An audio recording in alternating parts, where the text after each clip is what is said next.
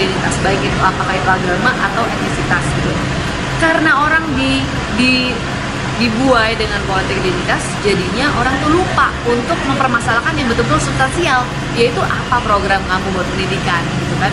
Kita nih pemilih hampir 60% nanti anak muda. Apa nih programnya untuk anak muda supaya anak muda betul-betul jadi aset bangsa, bukan jadi beban malah. Karena di usia produktif malah dia nggak produktif gitu misalnya. Kita ngomong soal kesehatan gitu kan.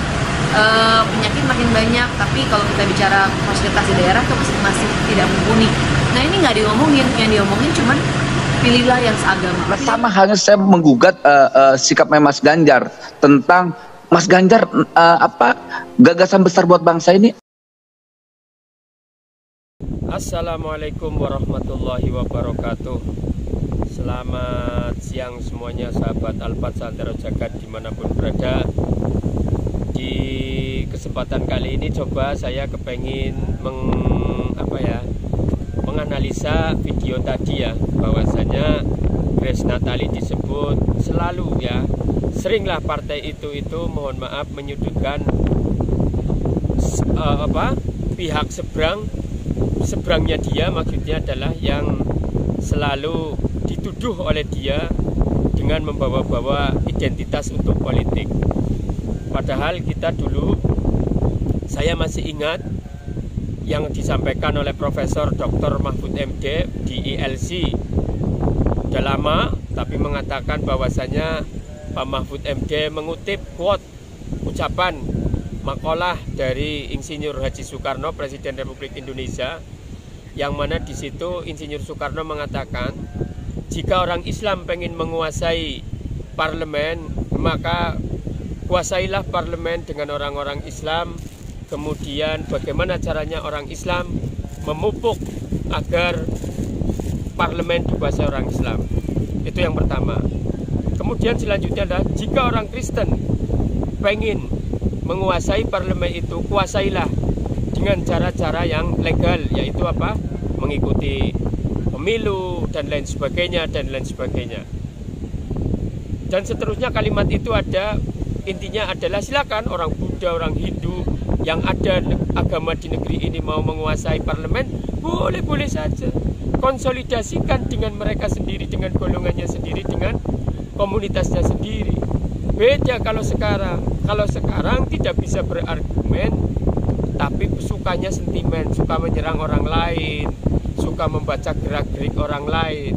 Mohon maaf, ya mohon maaf. Jadi kita akhirnya akan seperti katak dalam tempurung, ngomong demokrasi, tapi sejatinya takut berbeda. Padahal kita itu beridentitas semuanya. Bedanya adalah ada orang yang semangatnya dengan semangat agama, ada orang yang semangatnya dengan yang lain. Coba katakanlah kita akui, tidak diakui atau tidak diakui.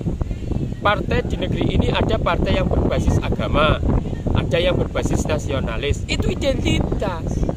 PKB, PAN, walaupun mengatakan religius nasionalis, tapi pada satu sisi mereka itu pas di saat membutuhkan konstituennya untuk mendukung partainya, maka dia bawa-bawa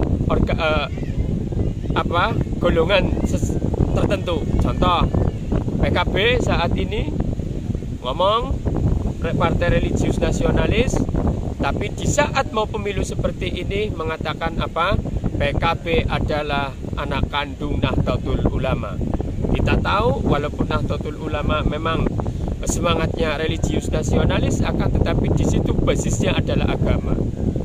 Kemudian apalagi PAN, ada irisannya dengan Muhammadiyah. PKS ada irisannya dengan Jamaat Tabligh dan lain sebagainya.